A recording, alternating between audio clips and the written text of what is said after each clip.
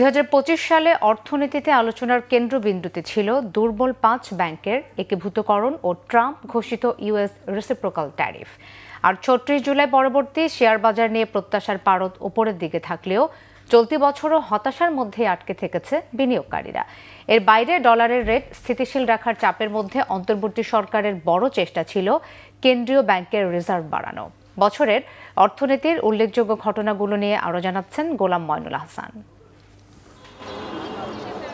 বিগত আওয়ামী লীগ সরকারের ১৫ বছরে ব্যাংক দখল, লুটপাট ও অর্থ পাচারে কার্যত নড়বড়ে হয়ে পড়ে ব্যাংকিং খাত। চরম অনিয়ম ও অব্যবস্থাপনায় ব্যাংকগুলোর বিতরণকৃত ঋণের ১/৩ বেশি এখন খেলাপি, যার পরিমাণ ৬,৪০,০০০ কোটি টাকা। খেলাপি ঋণে এমন চিত্র যুদ্ধ বিধ্বস্ত দেশেও দেখা যায় না। ফাইন্যান্সিয়াল আউটলুক ভালো না হয় সেই ব্যাংকের টাকা রিশিডিউল করে কোনো লাভ নেই। খেলাপি ঋণে ভারে এখনো অস্তিত্ব সংকটে অনেক ব্যাংক। এর মধ্যে দুর্বল ৫ ব্যাংক একীভূতকরণের বিষয়টি আলোচনায় ছিল বছর জুড়ে, কারণ জমানো অর্থ ফেরত পাওয়ার আশায় রয়েছেন ৫ ব্যাংকের আমানতকারীরা।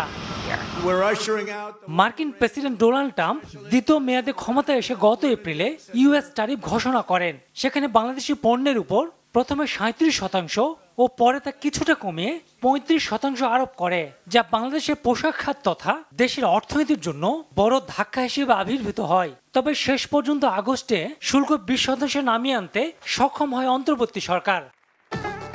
এদিকে দেশের দীর্ঘদিনের বিনিয়োগ খরা কমাতে বিনিয়োগ উন্নয়ন কর্তৃপক্ষ গত এপ্রিলে বাংলাদেশ ইনভেস্টমেন্ট সামিটের আয়োজন করে, যদিও তাতে প্রত্যাশিত ফল আসেনি, কারণ এখনো বিনিয়োগকারীরা তাকিয়ে আছেন নির্বাচিত সরকারের দিকে।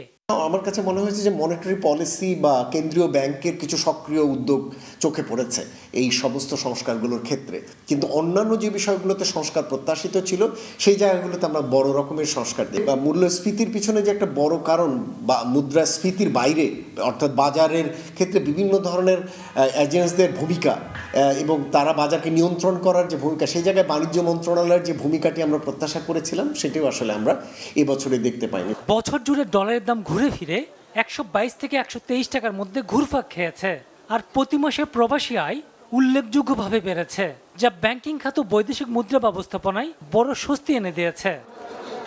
গোলাম মইনুল হাসান, বাংলা ভিশন, ঢাকা।